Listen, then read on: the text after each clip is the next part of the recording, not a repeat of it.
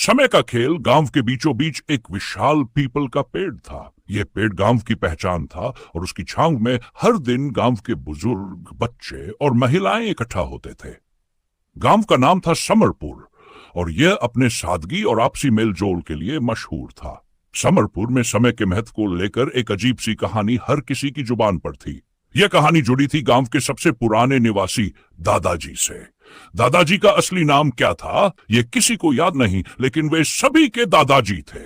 वे अक्सर बच्चों को बैठाकर समय की महिमा पर कहानियां सुनाते थे। एक दिन दादाजी ने बच्चों से कहा, समय सबसे बड़ा जादूगर है।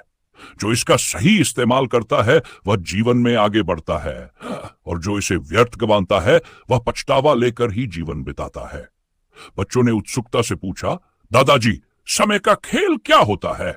दादाजी ने मुस्कुराते हुए कहना शुरू किया, बहुत समय पहले की बात है। इस गांव में एक लड़का रहता था जिसका नाम था अर्जुन। वह बहुत मेहनती और होशियार था, लेकिन समय का महत्व नहीं समझता था। वह हर काम में देर करता और सोचता कि सब कुछ समय के साथ अपने आप हो जाएगा। अर्जुन के पास खेती के लिए एक छोटा सा खेत था। उसके पिता ने उसे समझाया था कि फसल की बुआई सही समय पर करनी चाहिए, वरना उपज अच्छी नहीं होगी।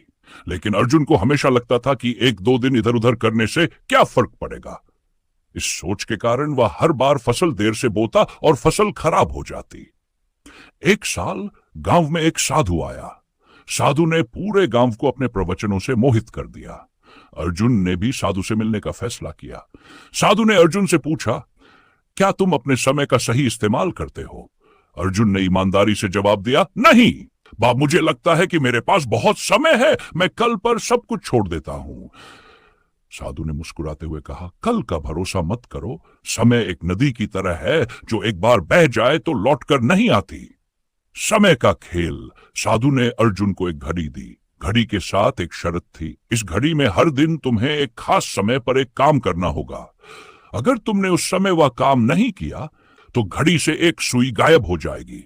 जब घड़ी की सारी सुइयां गायब हो जाएंगी तब तुम्हारा सबसे बड़ा पछतावा तुम्हारे सामने होगा। अर्जुन ने यह शर्त स्वीकार कर ली। पहले कुछ दिनों तक वह समय पर काम करता रहा। उसे घड़ी की सुइयां सही सलामत दिखती रहीं, लेकिन जैसे जैसे दिन बीते गए वह फिर से लापरवाह हो गया। एक दिन उसने फसल की बुआई देर से की तो घड़ी से एक सुई गायब हो गई। अर्जुन को यह देखकर चिंता हुई, लेकिन उसने इसे गंभीरता से नहीं लिया। धीरे धीरे उसकी आलस्य बढ़ती गई और घड़ी से एक करके सारी सुइयां गायब हो गईं। पछतावे का सामना। जिस दिन घड़ी की आखिरी गायब हुई उस रात अर्जुन ने एक सपना देखा। उसने देखा कि उसका खेत बंजर हो गया है, घर में अनाज का एक दाना भी नहीं है और उसके आसपास के सभी लोग उससे दूर हो गए हैं। वह अकेला और उदास खड़ा था। सपने से जागते ही अर्जुन को महसूस हुआ कि यह सब समय की बर्बादी का नतीजा था। उसने तुरंत साधु से मिलने का फैसला किया। साधु ने अर्जुन को समझाया, अब भी देर नहीं हुई है, समय तुम्हारे हाथ